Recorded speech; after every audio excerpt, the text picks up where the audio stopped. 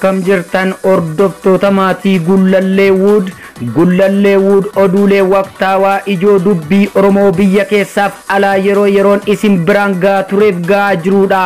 kanneen maatii Gullalleewwood in ta'in gamanumaan like, share, subscribe gochuun nu hordofaa.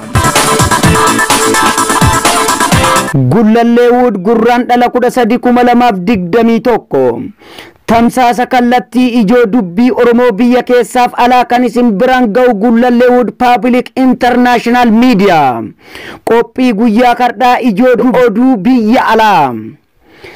lammiileen Oromoo biyya Yaman magaalaa sanaa keessatti argaman hedduminaan iraarfamanii mana hidhaatti guuramaa jiru. dararaan rakkoo ilmaan Oromoo irratti geggeeffamaa jiru biyya keessaaf hanga alaatti balaan ilmaan Oromoo iraarsaa jiraachuu hedduminaan baay'ateera. bifuma kanaan kan itti fufu yoo ta'e lammiileen Oromoo baay'inaan magaalaa sanaa fi naannawa ishiitti waan argamaniif rakkachuu hidhamuu du'uu kan itti fufu ta'uu nama shakkisiisa. sababa tokkoon alatti Oromoota biyya Yaman magaalaa sanaatti argaman cunqurfamanii hidhaatti guuramaa jiru. hanga ammaatti lakkoofsi hidhamtoota ilmaan Oromoo biyya Yaman magaalaa sanaatti hidhamanii jiran keessaa 2,500 caalee jira. falli ilmaan Oromoo warri mirga namaa falmuu yookaan kan miidiyaan lallabu rakkina baqattoota biyya Yaman magaalaa sanaa mudate atattamaan furmaata barbaadu waan ta'eef namoonni dhimmi kun ilaallatu fala itti barbaada. rakkina irraan dhufe bara hundaa rakkattoota baqattoota ilmaan namaa keessattuu Oromoo irratti deemaa jiru kun ammaachaa jiraachuu namni hidhaa jiru tokko eeruu Gullalleewwoodiif kenne akkas jedhee ture.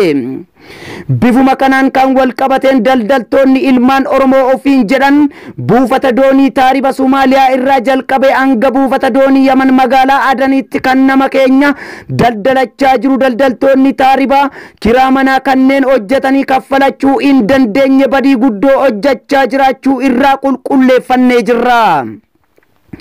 hammeenyi badii isaanii keessaa kan mirkaneeffanne nama amma doonii irraa bu'ee doonii biratti eeggatanii konkolaataan fudhatanii gama iddoo awwaalaa yookaan mana saamichaa geeffatan.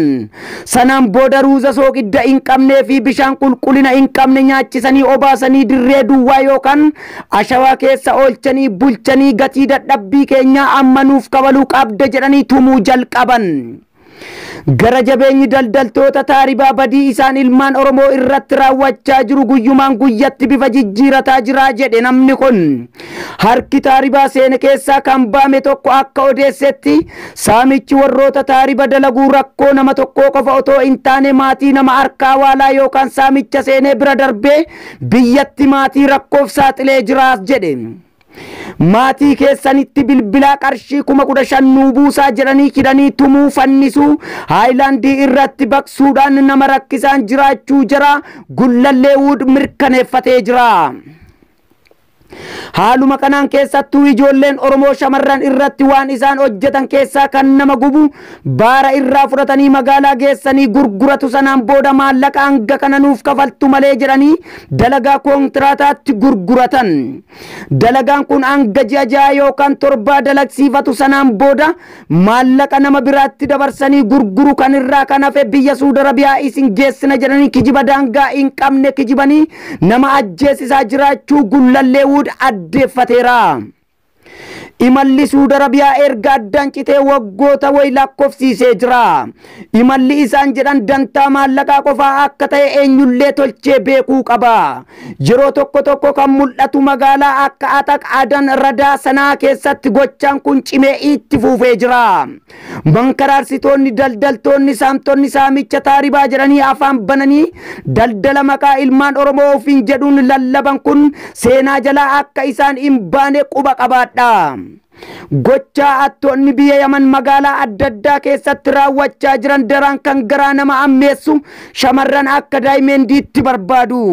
saamtonni saamicha udduu of qotaa yaa'an ijoollee ukkaamsanii daldalachuu gurguruu dalagsiifachuuf tumuu sirna sagaagalummaa irratti raawwachuun ayyuu duree attootaa kan taate biyya Yaman ta'uu gargar baasaa beekaa isiniin jedha miidiyaa Gullalleewwood International Public ijoo dubbii keessaati. Oduulee waqtaawaa wal dura duubaan biyya keessaaf alaa kan isin biraan geenyu gullallee udirraa like share subscribe gochuun maatii ta'a.